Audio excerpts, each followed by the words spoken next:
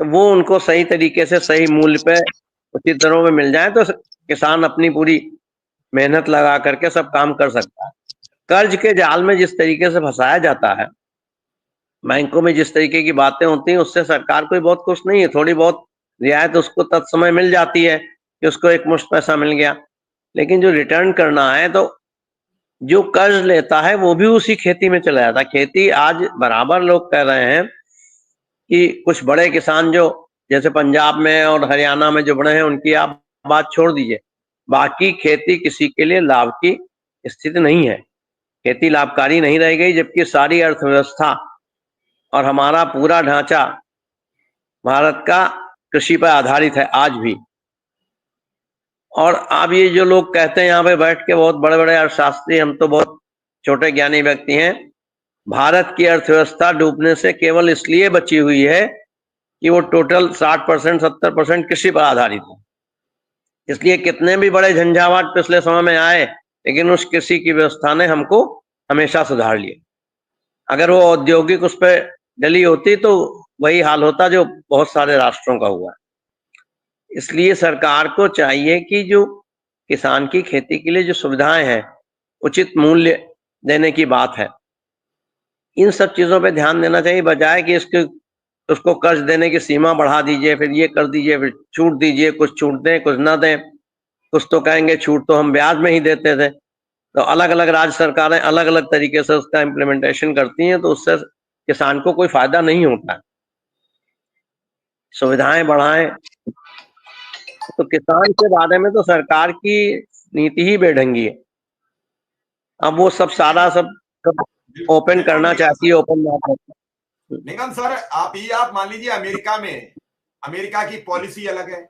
हम अमेरिका को भारत में तो लागू करना चाहते हैं, लेकिन उसकी पॉलिसी जिसके लाभ आम नागरिक को नहीं देना चाहते हैं।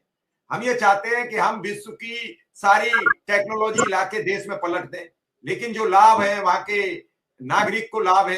जैसे अभी आपने देखा, आप तो आपके सामने ही वहां राष्ट्रपति पद का चुनाव हुआ, परिणाम आया और आपके सामने शपथ ग्रहण हुई। शपथ ग्रहण के बाद वहां जो बच्चा पैदा होगा उसकी सिटीजनशिप पर अंकुश लगा, तो कोर्ट ने कैसे खत्म कर दिया।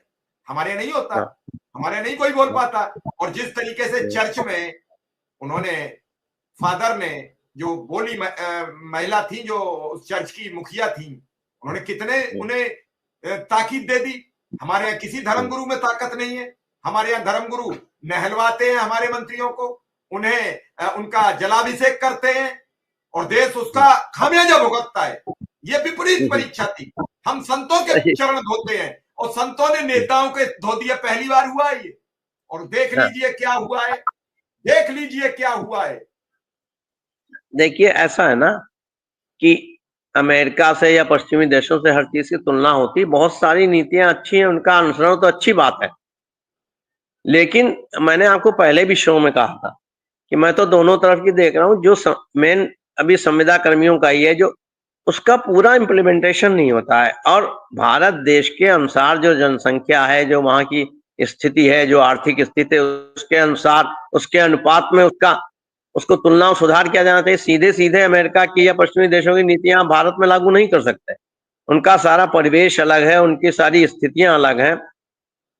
बहुत सारे देश हैं जो एक एक हमारे बड़े बड़े सिटीज हैं उनसे कम उनकी, अब आप डेनमार्क और स्वीडन और फिनलैंड से जो है वो तुलना करेंगे तो बहुत से छोटे डिस्ट्रिक्ट के बराबर उनकी जनसंख्या है। तो ये इन सब चीजों की जो चीजें लाते हैं, सबसे बड़ा उसमें परेशानी ये है कि अधिकारी गए वहां देख के आए, कमेटी है यहाँ लागू कर दिया, लेकिन जो उसकी मूलभूत चीजें हैं वो लागू नहीं करते हैं। मैं एक छोटी सी बात बता दूं, जो आउटसोर्सिंग के कर्मी हैं और संविदा के कर्मी हैं, आज सबसे ज्यादा पीड़ित है भारत में। और आप यहाँ अमेरिका में देखिए, उनको बराबर की सुविधा प्राप्त है। एक सर्टिफिकेट और सब चीजें छोड़ दीजिए, भारत में किसी भी आउटसोर्स और संविदा के कर्मी को एक सर्टिफिकेट अपना एक्सपीरियंस का लेने में कितने पापड़ बेलने पड़ते हैं। 70% लोगों को वो नहीं मिलता है, नई संस्थाएं देती हैं। और यहाँ पर है कि छोड़ने के दिन से ही आपको पूरा एक्सपीरियंस का सर्टिफिकेट, आपका सारा क्लेम, आपका सारी चीज मिल जाती है। जो कर्मी है संविदा के, आउटसोर्सिंग के, उनका फंड जो कटता है उसका सालों तक बड़े बड़े स्कैंडल हुए हैं। क्यों? क्योंकि राजनेताओं के, बड़े बड़े अधिकारियों की कंपनियां हैं जो आउटसोर्सिंग के एजेंसी चला रही हैं, उनका पैसा ही करोड़ों रुपए, अरबों रुपए 3-3, 4-4 साल तक कट करके नहीं भेजती है सरकार। इस पे कोई कार्रवाई नहीं कर रही। किसी एक आध को इस पे जेल भेज दे तो गबन, और बड़ा गबन है। और वही एजेंसियां ब्लैक, केवल ब्लैक लिस्ट कर ली जाती, एक FIR कर दिया। दोबारा आऊंगा। हमारे साथ डॉक्टर राजाराम त्रिपाठी सर है, उनका भी स्वागत है। हाँ, किसानों का तो इसलिए जो है ये बजट पे मिश्रा जी, बजट में केवल एक चीज को छोड़ करके बाकी अन्य बिंदुओं पे जो महत्व बिंदु कर्मचारी शिक्षकों के थे, उस पर कोई निर्णय नहीं लिया गया है, न कोई ऐसा संकेत दिया गया है। इसलिए बहुत ज्यादा खुश होने की जरूरत इसमें नहीं है।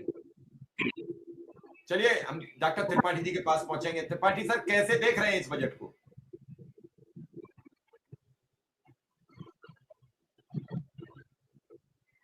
सर माइक खोल लीजिए।